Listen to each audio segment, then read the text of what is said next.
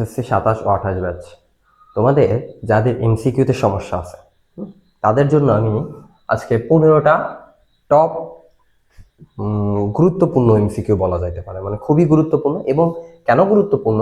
কারণ এগুলা যতগুলা এমসিকিউ আমি দেখাবো সবগুলাই হচ্ছে আমাদের কি তোমাদের বিগত বছরের কোশ্চেনে আসছে। আর বিগত বছরের এমসিকিউর যে কোশ্চেন সেটাও টাইপ খুব রিপিট হয়, মানে তোমার এক জায়গায় 5 দেওয়া থাকলে আর এক জায়গায় 10 দেওয়া থাকতেছে পরের বছর এমন। সো আমাদের হচ্ছে আমরা কি দেখবো, দেখো মূল সম্পর্কিত এমসিকিউ গুলা দেখবো। হ্যাঁ, আমাদের 6 নম্বর চ্যাপ্টার, কয় নম্বর চ্যাপ্টারে? এটা 6 নম্বর চ্যাপ্টারে কিন্তু, হ্যাঁ, কেমিস্ট্রিতে, রসায়নে 6 নম্বর চ্যাপ্টারে মূল সম্পর্কিত যে এমসিকিউ, সেই এমসিকিউ গুলা আমরা দেখবো আজকে। তাহলে এই বেসিক কনসেপ্ট হিসেবে তুমি জাস্ট তোমাদের আমি মানে মিনিমাম এমন একটা বেসিক দিচ্ছি যে বেসিকটা তোমরা মনে রাখতে পারলেই সব এমসিকিউ গুলাই সলভ করতে পারবা। আচ্ছা দেখো, তাহলে আমাদের এখানে প্রথমত আণবিক ভর বের করা শিখতে আসতে, মানে আণবিক ভর লাগবে। হ্যাঁ, এই ম্যাথগুলোর ভিতরে এই এমসিকিউ গুলো সলভ করার ক্ষেত্রে তোমার আণবিক ভর জানা মানে খুব গুরুত্বপূর্ণ। তাহলে আমি যদি আণবিক ভর বলি যে আণবিক ভর কিভাবে বের করতে হয়, হ্যাঁ, তুমি আণবিক ভর বের করা শেখো।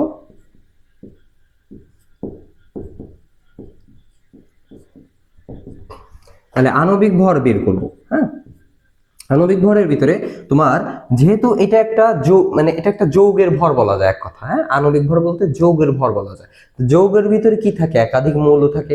তা একাধিক মৌলের ভরগুলাই যোগ করলে তুমি কি পাবা? আণবিক ভর পাবা বা যৌগের ভর পাবা। তাহলে আমাদের যদি আণবিক ভর মনে করো সোডিয়াম ক্লোরাইড, যদি কোনো যৌগের ভিতরে মানে কোনো একটা যৌগ সোডিয়াম ক্লোরাইড আছে কোনো একটা অঙ্কের ভিতরে, তখন আমাদের সোডিয়াম ক্লোরাইডের ভর কেমন হবে, মানে এই এর আণবিক ভর কেমন হবে? দেখো এই সোডিয়ামের ক্ষেত্রে ভর কত আমাদের? 23, তাই না? সোডিয়ামের ক্ষেত্রে ভর কত? 23 ভরটা। হ্যাঁ, আর হচ্ছে ক্লোরিনের ভর কত আমাদের? 35.5। তাহলে আমাদের এই দুইটা যোগ করলে কত হয়? 58 পয়েন্ট। হ্যাঁ, 58.5। এই 58.5 গ্রাম এটা হচ্ছে সোডিয়াম ক্লোরাইডের আণবিক ভর। এরপরে যদি দেখো আরো আণবিক ভর দেখো, আমরা আর কি চিন্তা করতে পারি? ক্যালসিয়াম হাইড্রোক্সাইডের চিন্তা করো না, একটু বেশি তোমাদের লেভেলে, আর একটু একটু আস্তে আস্তে আমরা ধাপে ধাপে যাই। তোমাদের বইতে যে ইগুলো আছে সেগুলো একটু দেখো। তাহলে সালফিউরিক অ্যাসিডের যদি আমরা আণবিক ভর দেখি, কি দেখবো? সালফিউরিক অ্যাসিডের। তাহলে সালফিউরিক অ্যাসিডের ভিতরে আমাদের এই যে এর ভিতরে কয়টা মৌল আছে? হাইড্রোজেন আছে, সালফার আছে এবং অক্সিজেন আছে। এই তিনটা মৌলের ভরকে যোগ করলেই কি পাবো তুমি? এই যৌগটার আণবিক ভর অথবা মূলত আণবিক ভর পাবো আমরা। হ্যাঁ, তাহলে এই হাইড্রোজেনের ভর কত আছে আমাদের? হাইড্রোজেনের ভর হচ্ছে 1 করে, তাই না? হাইড্রোজেনের ভর কত? 1। তা কয়টা হাইড্রোজেন আছে? 2টা হাইড্রোজেন আছে। তাহলে আমরা এর সাথে কি করব? 2 গুণ করব, করে একজনের হিসাব শেষ সেটাকে ক্লোজ রাখবো, মানে সেইটার হিসাব শেষ, তখন একজনের হিসাব শেষ হয়ে গেল প্লাস। এরপরে তাহলে সালফারের ভর কত? সালফারের ভর হচ্ছে আমাদের 32। কেন? কারণ পারমাণবিক সংখ্যা, সালফারের পারমাণবিক সংখ্যা কত? 16। তো 16 দ্বিগুণ হচ্ছে এটার ক্ষেত্রে। হ্যাঁ, এই ভরগুলো আমাদের মুখস্থ করতে হয় পর্যায় সারণীর ইসের ভিতর থেকে। তো 32, একজন সালফার দেখো একটা ছিল, তো এর সাথে 1 গুণ করো আর না করো একই জিনিস। তো এই জন্য হচ্ছে আমাদের কি সালফারের হিসাব শেষ, এবার আমরা প্লাস দিলাম। এবার অক্সিজেনের হিসাবে আসো। অক্সিজেনের ক্ষেত্রে কি আছে? অক্সিজেন হচ্ছে তোমার 8 দুগুণ 16, অর্থাৎ ভর হচ্ছে কত হয়? অক্সিজেনে 16 হয়। তা 16, একটা ভর যদি 16 হয়, 4টার ভর কত? 4 গুণ করে দিবা। এবার এই টুকরে সম্পূর্ণ যোগ বিয়োগ করলেই তুমি কত পাবা? এখানে 98 গ্রাম পাবা। দেখো এখানে এই যে 2 আর এই 32, 34, আর এই যে 300, 400 নং কত হয়? 64। তাহলে মোট 98 গ্রাম পাবা সালফিউরিক অ্যাসিডের ক্ষেত্রে। হ্যাঁ, আচ্ছা, এরপরে আমরা যদি আরো একটা দেখি যে নাইট্রিক অ্যাসিড বা যে কোনো কিছু একটা দেখতে পারো, যে নাইট্রিক অ্যাসিডের দেখো। হ্যাঁ, তাহলে আমরা এখানে যদি বা HNO3, আচ্ছা HN3 এর ভরটা দেখবো, এর আণবিক ভরটা দেখবো। এখন এর ভর কিভাবে বের করতে পারো? তাহলে হাইড্রোজেন আছে, নাইট্রোজেন আছে, অক্সিজেন আছে, এইখানেও 3টা মৌল। তাহলে এইখানে 3টা মৌল হলে আমাদের হাইড্রোজেনের ভর কত? 1। একটা হাইড্রোজেন আছে, তা 1 দিলাম ভর, প্লাস একজনের হিসাব শেষ হয়ে গেলে প্লাস। তারপর নাইট্রোজেনের কত আছে? 7 দুগুণে 14। হ্যাঁ, একটা নাইট্রোজেন, তাই 1 এর সাথে গুণ করা লাগে না। এবার অক্সিজেনের ক্ষেত্রে আসো। অক্সিজেনে কত? 8 দুগুণে 16। 16, তাহলে 16 কয়টা আছে? 3টা অক্সিজেন আছে। তাহলে এই যে 3 গুণ করে দিলাম এবং সেটাকে ফার্স্ট ব্র্যাকেটের ভিতরে রাখলাম। তাহলে এখানে 15 আর এখানে 3 16 কত? 48। তাহলে 48 আর 15 কত হয়? 63 নাকি? হ্যাঁ, 63 মনে হয়। 63 গ্রাম। তাহলে এইগুলা হচ্ছে আমাদের ভর। এইভাবে তুমি যে কোনো যৌগের ক্ষেত্রে, এখন তোমাদের আর একটা কঠিন জিনিস আছে, মানে একটা কঠিন যৌগ আছে তোমাদের ভিতরে, এটা অনেকে পারে না, এটা আমি যৌগটা সলভ করাই দিচ্ছি যে এই যৌগের আণবিক ভর কত আসবে। তাহলে এই যৌগ, আচ্ছা একটা মিনিট, আচ্ছা ওইটা হচ্ছে মনে হয় অ্যালুমিনিয়াম সালফেট। আচ্ছা অ্যালুমিনিয়াম সালফেট আছে তোমাদের ভিতরে, হ্যাঁ। আচ্ছা এই সালফিউরিক অ্যাসিডটা আমরা মুছে দিলাম, এখানে কি হচ্ছে অ্যালুমিনিয়াম সালফেট। তাহলে অ্যালুমিনিয়াম AH2 আর SO4 আর এর পার্ক আছে 3। কেন হলো? এই সালফেট কিন্তু একটা যৌগমূলক, এই সালফেটটা কি একটা যৌগমূলক, এরা একসাথে থাকে সালফেট, হ্যাঁ SO4, এটাকে সালফেট বলা হচ্ছে। এখন অ্যালুমিনিয়াম আর সালফেটের ভিতরে যখন যৌগ গঠন করব, অ্যালুমিনিয়ামের পার কাছে কার যোজনী আসবে? এই সালফেটের যোজনী আসবে। সালফেটের যোজনী কিন্তু 2, তাই দেখো অ্যালুমিনিয়ামের পার কাছে আসছে। আর অ্যালুমিনিয়ামের যোজনী 3, তাই যে সালফেটের পার কাছে গেছে কিন্তু, হ্যাঁ এটা মনে রাখবা। তাহলে এই ক্ষেত্রে আমরা এর যদি আণবিক ভর বের করতে চাই, তাহলে অ্যালুমিনিয়ামের কয়টা অ্যালুমিনিয়াম আছে? এখানে 2টা অ্যালুমিনিয়াম আছে। একটা অ্যালুমিনিয়ামের ভর কত? একটা অ্যালুমিনিয়ামের ভর হচ্ছে তোমার 27, তাই না? 13 দুগুণে 27, তার এক বেশি আছে। আচ্ছা এই যে দুইটা গেল, দুইটার হিসাব আমরা ক্লোজ করলাম। এবার সালফারের হিসাবে আসো। তাহলে সালফারের ক্ষেত্রে কয়টা সালফার আছে দেখো তো, এর পার কাছে 3 আছে, আর এই যে সালফার দেখো, এই সালফারের পার কাছে 3 আছে, মানে এটা ফার্স্ট ব্র্যাকেটের ভিতর না, ফার্স্ট ব্র্যাকেটের বাইরে 3 আছে, তার মানে এই 3 এই সালফারও পাবে, অক্সিজেনও পাবে। তাহলে সালফার মোট আছে 3টা, ঠিক আছে? সালফার আছে 3টা। সালফারের হচ্ছে কত ছিল? 32 গুণ 3, এইটা হিসাব গেল। এবার অক্সিজেনের হিসাবে আসো। তাহলে অক্সিজেন কয়টা আছে? এর ভিতরে 4টা আছে অক্সিজেন, আর আবার এই পার কাছে 3টা আছে। তার মানে এই পার কাছে যদি থাকে কখনো, তাহলে এটারে গুণ করে দিবা, ঠিক আছে? এই যে 3 4-এ আমাদের কত? 12টা অক্সিজেন আছে। তাহলে 12টা অক্সিজেন, অক্সিজেনের ভর কত আমাদের? 16, আর এই যে 12টা আছে, তাহলে এই যে 12-এর সাথে গুণ করে দিবা। এইটাকে যখন ক্যালকুলেশন করবা, তখন এর অ্যান্সার পাবা হচ্ছে 342, হ্যাঁ 342, তোমরা মিলাই দেখবা, এটা 342 পাবো, ঠিক আছে? 342 গ্রাম, তাহলে অ্যালুমিনিয়াম সালফেট। এইভাবে আমরা কি বের করি? আণবিক ভর বের করি। এবার আসো আমরা আমাদের হচ্ছে যে মেন MCQ এগুলা দেব। আমরা আণবিক ভর দেখলাম, তারপরে আরো কি দেখবো? আর একটা বেসিক জিনিস দেখবো, সেটা হচ্ছে আণবিক ভরের পরে, আচ্ছা একটা মোল চেনো কিনা কখনো? এর উপরে দেখো আমাদের যদি পানি থাকে এমন H2O, তাহলে H2 এর আগে যদি কিছু না থাকা মানে তখন এখানে 1 থাকে, কিছু না থাকলে এটাকে 1 বোঝায়। তখন এই 1 মানে এই 1 হচ্ছে মোল বোঝাচ্ছে, এই 1 দ্বারা কি বোঝায়? মোল বোঝায়, ঠিক আছে? এটা মনে রাখবা। তাহলে 1 মোল, অর্থাৎ পদার্থ পরিমাপের একক হচ্ছে মোল বলা হয় না? পদার্থ পরিমাপের আমরা কিন্তু একক মাত্রার ভিতরে শিখছিলাম, তাই পদার্থ পরিমাপের একক হচ্ছে কি? মোল। তাহলে এই 1 দ্বারা এই 1 মোল বোঝাচ্ছে। যদি কখনো এখানে 2 থাকতো, তাহলে এখানে কত হইতো? এটা 2 মোল হয়ে যেত, ঠিক আছে? এখানে 3 থাকতো, কোনো যৌগের আগে যে সংখ্যাটা থাকবে সেটা তত মোল আছে সেটা বোঝায়। তোমাদের যেহেতু তোমরা 9 10 একদম বেসিক থেকে আমি তোমাদের বেসিকটা বোঝাচ্ছি। এরপরে যদি আমরা MCQ থেকে একটা দেখি, দেখো তারপর হচ্ছে 1 মোল পদার্থের ভিতরে বা 1 মোল পরমাণু সমান সমান কি জানো? কি একটা জিনিস লিখে রাখো, 1 মোল পরমাণু বা 1 মোল যৌগ বা অণু বা আয়ন, যে কোনো কিছুই বলো না কেন, এটা এখানে এই যে 1 মোল পরমাণুতে কি থাকে?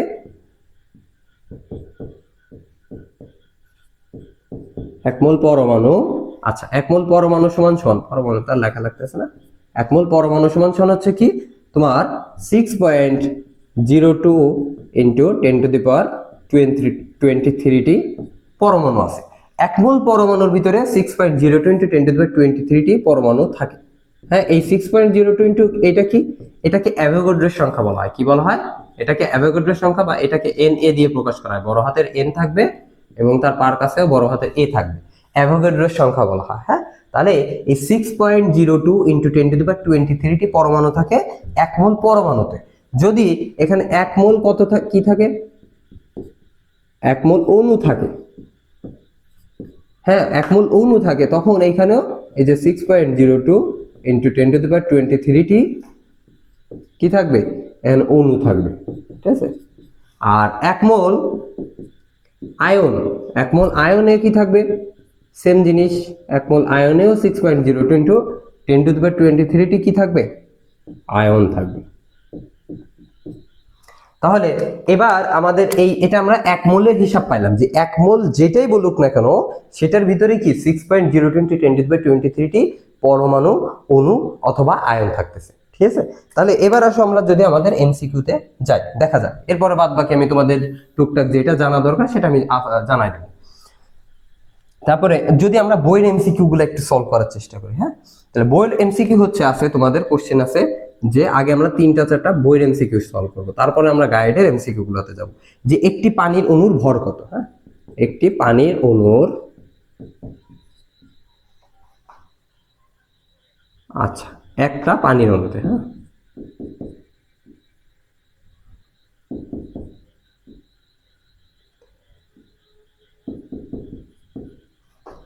H2O পানির অণুর ভর কত?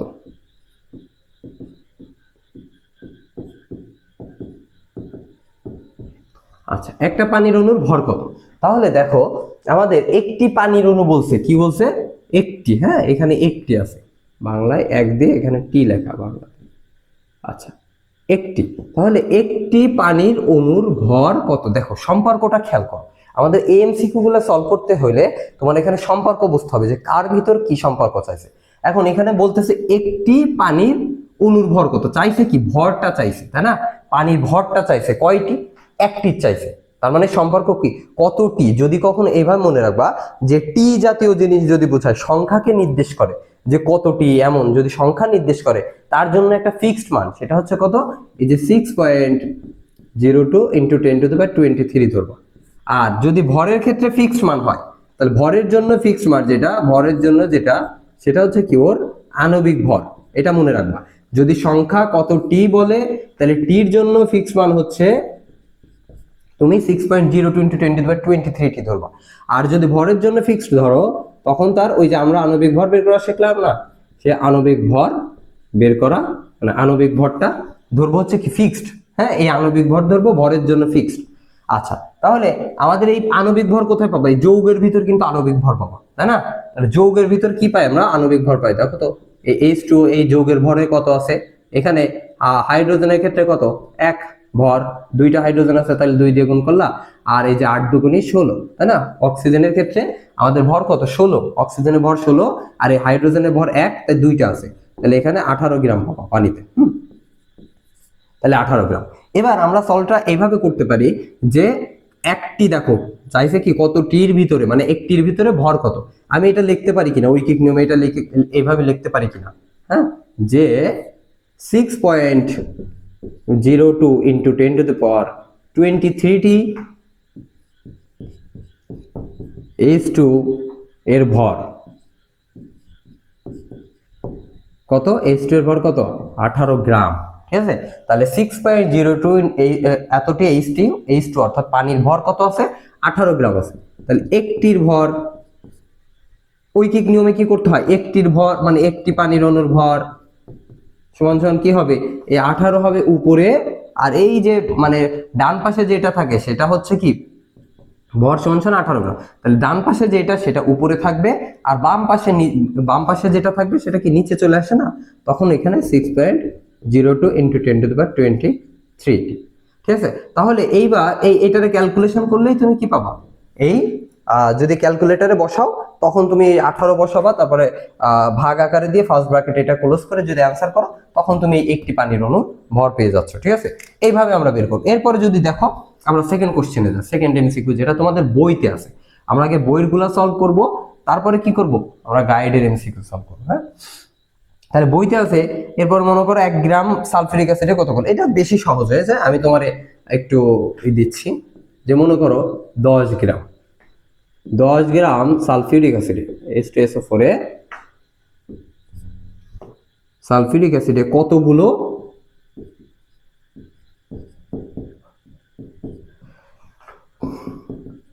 H2SO4 অণু আছে? হ্যাঁ, কোশ্চেন হচ্ছে এটা, এমসিকিউটা অণু আছে। হ্যাঁ, তাহলে এবার আসো আমরা ঐকিক নিয়মে আমরা এর অ্যান্সার করি। এক্ষেত্রে কি করব? আমাদের সম্পর্কটা দেখো, 10 গ্রাম সালফিউরিক অ্যাসিডে কতগুলো, এই যে সংখ্যা চাইছে, 10 গ্রাম ভরের থেকে সংখ্যা চাইছে, হ্যাঁ কত গ্রাম। তাহলে আমরা এই ভর যখন বলবে, আমি বলছি কি ভরের ক্ষেত্রে ফিক্সড পয়েন্ট কোনটা নিবা, আণবিক ভর নিবা। আমরা সালফিউরিক অ্যাসিডের আণবিক ভর বের করেছিলাম কিন্তু একটু এই প্রথম দিকে, যে আণবিক ভর বের করার ক্ষেত্রে তখন সেখানে আণবিক ভর বের করে পাইছিলাম 98 গ্রাম। তাহলে তুমি এইভাবে করতে পারো, 98 গ্রাম H2SO4 এ, এটা কিন্তু এর আণবিক ভর ফিক্স মান, যেটা H2SO4 এ তোমার কি অণু আছে,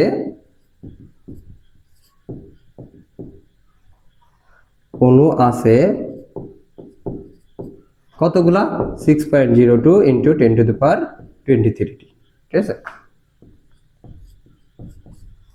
আর 1 গ্রামে H2SO4 এ অণু আছে কতগুলা। এবার আমি কি বলছি, ডান পাশে যেটা থাকে সেটা উপরে দিবা, হ্যাঁ ডান পাশে যেটা এই পাশে, তাহলে কি 6.02 ইন্টু 10⁻23 বাই ডিভাইড বাই এই যে বাম পাশে কোনটা ছিল এর উপরে, এই যে 98 ছিল, ঠিক আছে, এটা পাইলাম, এই যে 98 দিলাম। আচ্ছা এবার আমাদের 1 গ্রাম, আমাদের কোশ্চেন কি 10 গ্রাম না, আমরা 1 গ্রামে যখন আসছে এবার 10 গ্রামে করব। তাহলে 10 গ্রাম সালফিউরিক অ্যাসিডে অণু আছে কতগুলা, 6.02 ইন্টু 10⁻23 আর হচ্ছে কি গুণ 10। এবার এই জায়গা যেটা আসবে সেটা হচ্ছে কি উপরে গুণ হয়ে যাবে 10 বা এই যা ছিল তাই 98, হ্যাঁ। আমরা ঐকিক নিয়ম, এটা আছে আসলে 6-7 এর জিনিস, তারপরে আমি তোমাদের একটু ভাঙে ভাঙে বলার চেষ্টা করি। এবার এইটাকে যখন ক্যালকুলেশন করবা তখনই কি তুমি এই যে 10 গ্রাম সালফিউরিক অ্যাসিডের কতগুলো অণু সেটা পেয়ে যাচ্ছে। সো আমাদের কোশ্চেনটা হচ্ছে খেয়াল করতে হবে যে কার ভিতরে কার সম্পর্ক, মানে কার সাথে কার সম্পর্ক চাচ্ছে, হ্যাঁ এটা একদম খেয়াল করে রাখতে হবে। যে সম্পর্ক চাইছিল কি 10 গ্রাম সালফিউরিক অ্যাসিডে, অর্থাৎ আমাদের ভরের সাথে এই যে অণুর সম্পর্ক, কতগুলো অণু, হ্যাঁ তাহলে আমরা বলবো কতগুলো বা কতটি, এরকম যদি হয় তখন তার জন্য ফিক্স নিবা হচ্ছে কত, 6.02 ইন্টু 10⁻23। আর হচ্ছে কি এর ভরের জন্য ফিক্স নিবা কোনটা, এর আণবিক ভর হচ্ছে ভরের জন্য ফিক্সড। তাহলে আমরা 98 গ্রাম সালফিউরিক অ্যাসিডে অণু আছে কতটি, 6.02 ইন্টু 10। কেন, কারণ দেখো আমাদের অ্যান্সার চাচ্ছে কতটি অণু আছে, এই জন্য আমরা অণুর সাইডটা কি ডান পাশে রাখার চেষ্টা করবো, হ্যাঁ ডানে রাখবো। আর যে ভরটা দেওয়া আছে এই জন্য বাম পাশে রাখছে। তো আমরা কিন্তু এইটাও বলতে পারতাম যে এতটি 6.02 ইন্টু 10⁻23 সালফিউরিক অ্যাসিডের ভর হচ্ছে 98 গ্রাম, কিন্তু কেন বলি নাই, কারণ আমাদের অ্যান্সার চাচ্ছে কি অণু, কতগুলা অণু আছে, তাই জন্য আমরা কি অণুর যে ফিক্সড যেটা সেটাকে ডানে রাখার চেষ্টা করছি, বুঝছো। আচ্ছা এরপরে যদি আসো যে আমরা গাইডের এমসিকিউ গুলাতে চাই, হ্যাঁ গাইডের এমসিকিউ গুলাতে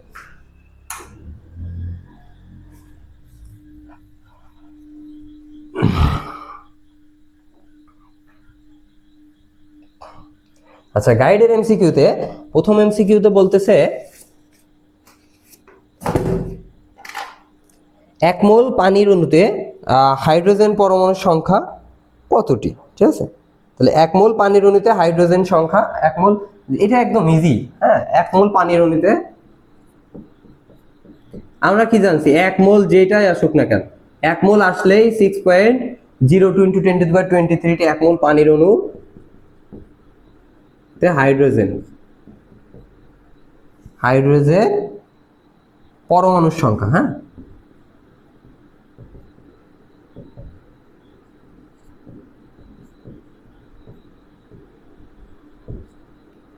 হাইড্রোজেন পরমাণুর সংখ্যা, হ্যাঁ। তাহলে আমরা জানি কি এইটা 1 মোল না, এটা H2O কি এটা 1 মোল, কারণ কি এর আগে 1 আছে, কিছু না থাকা মানে এই যে এটা 1 আছে।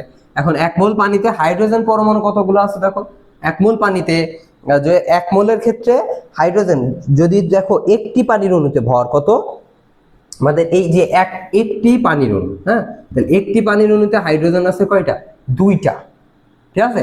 একটি পানির অণুতে হাইড্রোজেন দেখো এটা কিন্তু 1 মোল, তাহলে আমাদের একটা পানির অণুতে হাইড্রোজেন আছে কতগুলা, আমরা এটাও বলতে পারি যে 1 মোলে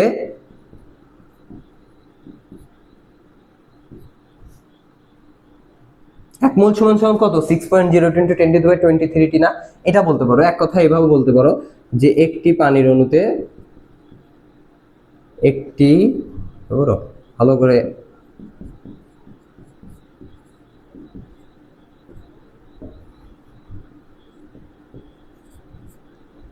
পানির অণুতে হাইড্রোজেন আছে কয়টা? 2টা, তাই তো। আর এক মোলে কতগুলো থাকবে? এক মোলের জন্য আমাদের কি আছে? মোলের জন্য ফিক্সড কোনটা? হ্যাঁ, মোলের জন্য আমাদের 1 মোল সমান 6.02 × 10⁻23। তাহলে একটি পানির অণুতে যদি হাইড্রোজেন থাকে এতগুলা, তাহলে 1 মোল পানির অণুতে হাইড্রোজেন থাকবে কতগুলা? এই 2 এর সাথে এই 6.02 গুণ হয়ে যাবে। এটা আসলে বোঝা যায়, দেখলে বোঝা যায় যে কি আসতেছে। এটার ক্ষেত্রে এত করা লাগে না, তাও আমি তোমাদের করে দিলাম যে যদি একটা পানির অণুতে 2টা হাইড্রোজেন থাকে, তাহলে এক মোলে কতগুলা থাকে? 6.02 × 10⁻23 টি পানির অণু থাকে। তাহলে 6.02 × 10⁻23 টি পানি, আর এই যে একটা পানির অণুতে যেহেতু 2টা, তাহলে 2 দিয়ে গুণ হবে। তখন এখানে তোমার এই যে হয়তো 1.120 × 10⁻24 পাবা। হ্যাঁ, এমন একটা জিনিস পাবা এটার গুণ। তো এটা হচ্ছে আমাদের প্রথম যে সহজ এমসিকিউটা। আচ্ছা, এরপরে দেখো 100 গ্রাম পটাশিয়াম ডাইক্রোমেট। 100 গ্রাম পটাশিয়াম ডাইক্রোমেট সমান কত মোল? এটা খুব ভালো, মোটামুটি তোমাদের লেভেলে। এটা যশোর বোর্ড 2025 আসছে। 100 গ্রাম পটাশিয়াম ডাইক্রোমেট সমান কত মোল? ঠিক আছে, তাহলে আমাদের কোশ্চেন কি? আমাদের কোশ্চেন হচ্ছে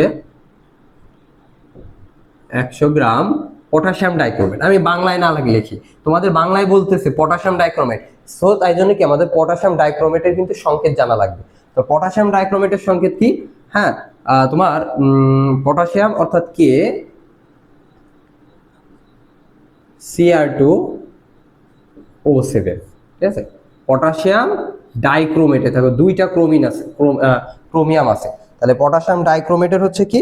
ও স্যার K2, হ্যাঁ সরি K2 হবে এখানে। হ্যাঁ, তাহলে পটাশিয়াম ডাইক্রোমেটের সংকেত হচ্ছে কি হবে?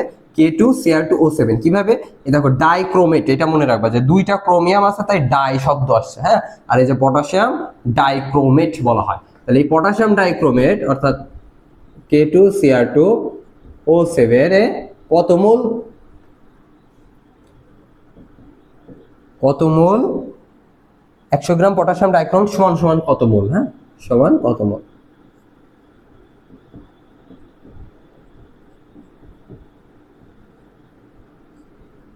সমান কত মোল? এটা হচ্ছে আমাদের কোশ্চেন। তাহলে আমাদের দেখতে হবে যে এই পটাশিয়াম ডাইক্রোমেটের আণবিক ভর কত আগে। এই একটা যৌগ দিছে, তার মানে কি এর একটা আণবিক ভর আছে, এবং এই আণবিক ভরটার জন্য ফিক্সড। আণবিক ভর কখনো চেঞ্জ হয়? কার্বনের আণবিক ভর কি এমন হয়েছে যে কার্বনের আণবিক ভর 12 এখানে, মানে কার্বনের ভরটা 12 জায়গা 14 হয়ে যাচ্ছে কোনো সময়, বা পারমাণবিক সংখ্যা 6 এর জায়গা 8 হয়ে যাচ্ছে? এটা শুধু সম্ভব না। তো এই আণবিক ভর কিন্তু সবসময় ফিক্সড, এটা মনে রাখবা। তো এই আণবিক ভর, এটার যদি আণবিক ভর আমরা করি এখানে, তাহলে আমাদের K2Cr2O7, তখন এই K2Cr2O7 এর পটাশিয়ামের হচ্ছে কত? 39 গুণ 2 প্লাস ক্রোমিয়ামের ক্ষেত্রে ভর হচ্ছে, ক্রোমিয়ামের ভরটা দেখে এটা আসলে একটু ব্যতিক্রম, তো 52। হ্যাঁ, 52 গুণ 2, আর হচ্ছে কি আর একটা হিসাব আছে অক্সিজেন 8 16 16 7। এটা ক্যালকুলেশন করলে তুমি এর ভর পেয়ে যাবে। এর ভরটা হচ্ছে এক্সাক্ট যদি ক্যালকুলেশন করো 294। হ্যাঁ, তাহলে 294 গ্রাম এটা ভর। তাহলে এইবার তুমি এখানে বলতে পারো এটা আমাদের 294 টুকুই মেন অ্যান্সার। এই আণবিক ভরটা তোমরা বের করবা আগে।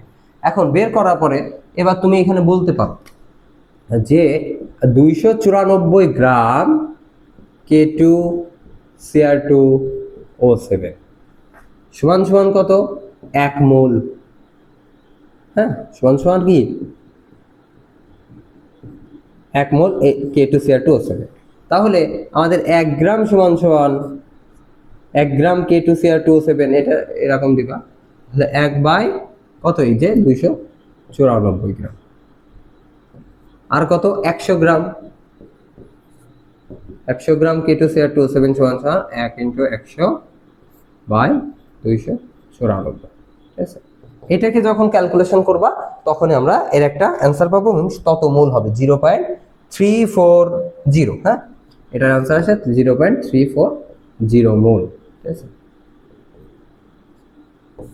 3.04 মোল। তাহলে আমাদের এইভাবে হচ্ছে আমাদের এমসিকিউ গুলা সলভ করা লাগবে।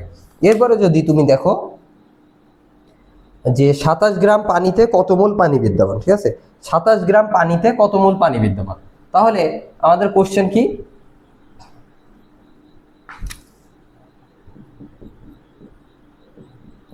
27 গ্রাম পানিতে কত, এই সেম কোশ্চেন কিন্তু, হ্যাঁ এটা যদিও করা লাগতো না, কত মোল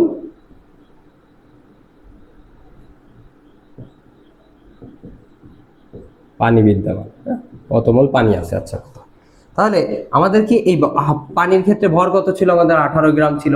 তাহলে তুমি এখানে বলতে পারো যে 18 গ্রাম পানি সমান সমান H2O সমান সমান 1 মোল H2O,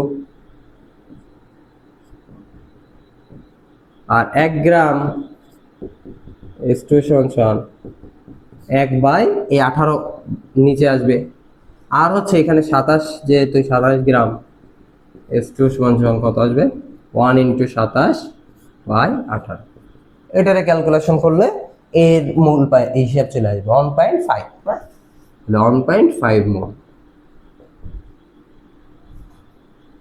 ক্যালকুলেশন, এই যে 1.5 মোল। এইভাবে আমাদের এই এমসিকিউ গুলো সলভ করতে হয়। অধিকাংশ এমসিকিউ এমন। এখন তোমার দেখতে হবে যে সম্পর্ক কার ভিতর কার, এই যে ভরের সাথে যদি মোলের সম্পর্ক হয় তাহলে এর জন্য যে ফিক্সড ভরটা, এই যে যৌগের ভিতরে যে ফিক্সড, এই যেমন 18, তাহলে 18 গ্রাম হচ্ছে এটা আণবিক ভর, এটা ফিক্সড সবসময়। তো 18 গ্রাম পানি সমান 1 মোল পানি। এবার 1 গ্রাম সমান এত, এবং 27 গ্রাম সমান কত, এমন। এখন তোমার এটা যদি আসতো যে আমি এখানে বলতেছি যে তোমার হচ্ছে 0.5 মোল সমান সমান কত গ্রাম পানি, এরকম কোশ্চেন, তখন আমি বলতে পারতাম যে 1 মোল সমান সমান 18 গ্রাম পানি। হ্যাঁ 1 মোল সমান সমান 18 গ্রাম পানি, তাহলে কত 0.5 মোল সমান সমান 18 হয়, এটা ঠিক আছে, এমন একটা বিষয়। তো এই জন্য আমাদের এইভাবে আস্তে আস্তে আস্তে তোমরা সলভ করবা, তারপর বাদ বাকি কোনো সমস্যা হলে আমাদের জানাবে।